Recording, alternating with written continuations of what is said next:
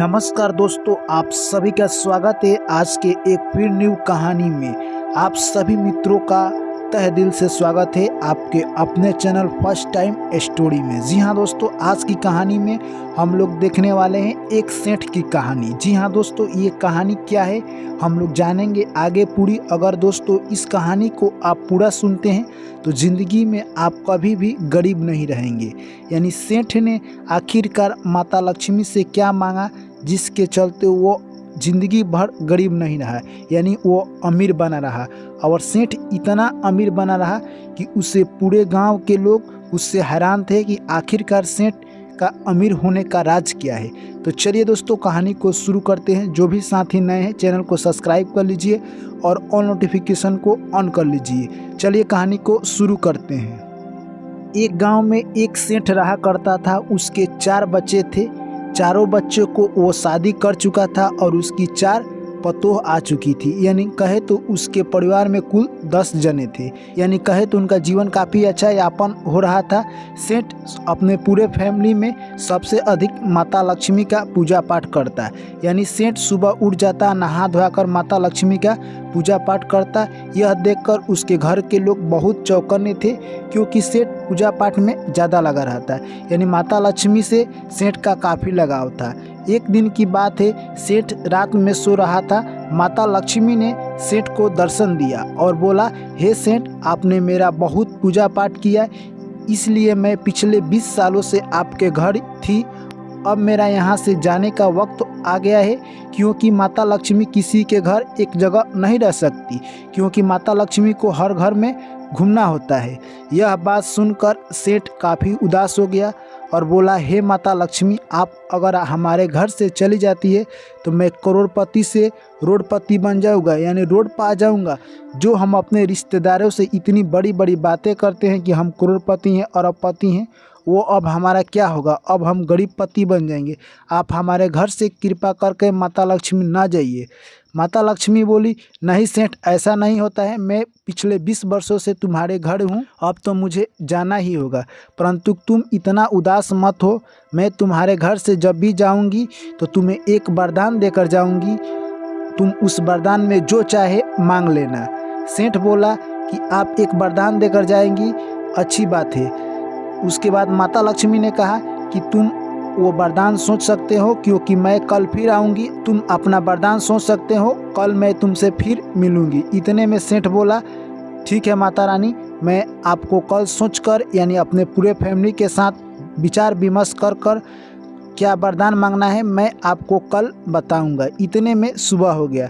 सेठ उठा, जैसे ही सुबह हुआ अपने घर के सभी सदस्यों को बुलाया और सभी से यह बात जो कि रात्रि में माता लक्ष्मी के साथ हुई थी वो सभी को बताया, जिसे सभी लोग सुने। और उसमें उनकी 4 बहुओं का काफ़ी अच्छा योगदान था और उनके 4 पुत्र भी उनको समझाए। इतने में सबसे पहले सेठ अपनी बड़ी बहू से बोला कि तुम बताओ माता रानी से हम वरदान में क्या मांगे, क्योंकि हमें एक ही माता रानी से वरदान मांगना है। इतने में सेठ की बड़ी बहू बोली कि हे पिताजी, आप चाहें तो इस पूरे यानी शहर का कॉलेज और स्कूल मांग लीजिए वरदान में, क्योंकि कॉलेज और स्कूल से हमारे पास धन बहुत सारा आता रहेगा और हम आने वाले समय में भी बहुत अमीर रहेंगे।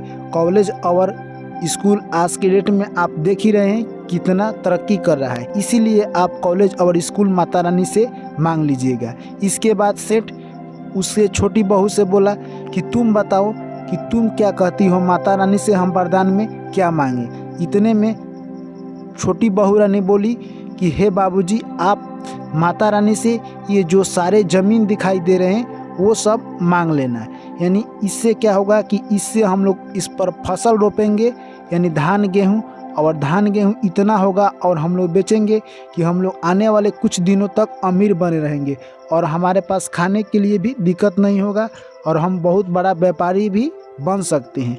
यानी हम जैसे अमीर हैं वैसे ही अमीर बने रहेंगे। यह बात सुनकर सेठ यानी अपने तीसरे नंबर बहू से बोला कि तुम बताओ, तुम क्या कहना चाहती हो। इतने में उसके तीसरे नंबर बहू ने बोली, हे बाबूजी, आप माता रानी से यही वरदान में मांगना कि हमें बहुत सारे सोना चांदी दे दे, जिससे हम लोग उसे एकत्रित कर घर में रख देंगे और जब ज़रूरत पड़ेगा तब बेचकर उसे अपने काम हम करेंगे। यानी हमें कोई बिजनेस भी करना होगा तो उसे बेचकर अपना बिजनेस करेंगे, यानी उससे अपना जीविका भी जिएंगे, जिससे हमें जब भी ज़रूरत पड़ेगा तो अपने काम के लिए हम लोग उसका उपयोग करेंगे। इसके बाद सेठ बोला अपने सबसे छोटी बहू से, तुम बताओ बहू, तुम क्या कहना चाहती हो।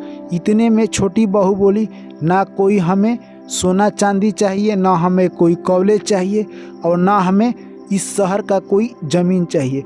आप माता लक्ष्मी से वरदान में यही मांगना कि हम जब भी अगर गरीब भी हो जाएं तो हमारे पूरे फैमिली में प्यार बना रहे, यानी आपसी संबंध अच्छा रहे, यानी सभी लोग का आपस में प्यार एकजुट रहे और हम लोग आपस में मिलजुल कर स्नेह प्यार प्रेम भाव से रहे। यह बात सुनकर सेठ मन में सोचने लगा। वो दिन भर सोच ही रहा था कि बड़ी बहू की बात कहें, छोटी बहू की बात कहें, यानी उसकी 4 बहुएं थी, उन सभी का बात सुनकर सेठ भी कंफ्यूज था। पर सेठ दिन भर यही सोचता रहा। जैसे ही रात हुआ सेठ फिर सोया। उसके बाद माता लक्ष्मी उसके स्वप्न में आई और बोली, हे सेठ, तुमसे मैंने कल ही बोला था कि वरदान में तुम सोचकर आना क्या मांगना चाहते हो, लेकिन तुम्हें एक ही वरदान मांगना है। इतने में सेठ बोला, हे माता रानी, हमने सोच लिया है कि हमें वरदान में क्या मांगना है। माता रानी बोली, ठीक है, बताओ तुम्हें क्या चाहिए। सेठ बोला कि हमें वरदान में यही चाहिए कि आप हमारे घर से चली जाती है, उसके बाद जब हम लोग गरीब हो जाते हैं उसके बाद भी हमारे पूरे फैमिली मेम्बर में प्यार स्नेह प्रेम एकजुटता बनी रहे, यानी हम लोग आपस में प्रेम बनाए रखें और हमारी गरीबी में भी हम लोग एक दूसरे से प्यार करते रहें।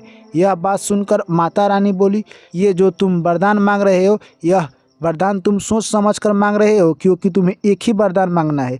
अभी भी तुम्हारे पास मौका है, तुम दूसरा वरदान मांग सकते हो। इसके बाद फिर सेठ बोला, नहीं माता रानी, अगर हम गरीब भी हो जाते हैं तो हमारे बीच प्रेम और प्यार बना रहे, जिससे कि हम अपने पूरे फैमिली के साथ एक साथ खुशी खुशी ज़िंदगी बिताए।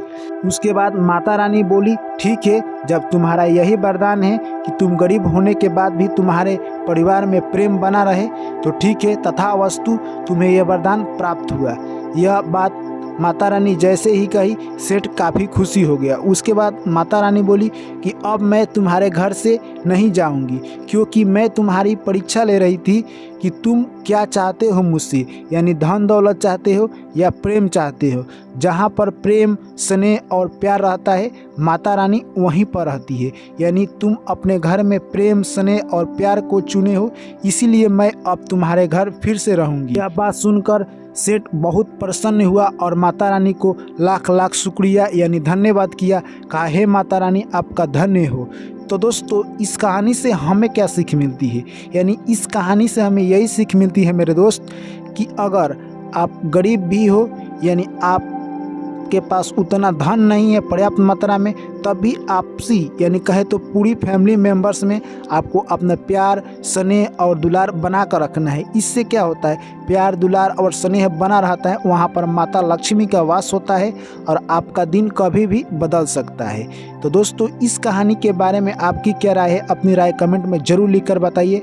और पहली बार आप हमारे चैनल पर आए हैं तो चैनल को सब्सक्राइब कर लीजिए मेरे दोस्त, और ऑल नोटिफिकेशन को ऑन कर लीजिए। फिर आप लोग से मिलते हैं नेक्स्ट कहानी में। ऐसे ही प्यार और सपोर्ट बनाए रखें। Thank you.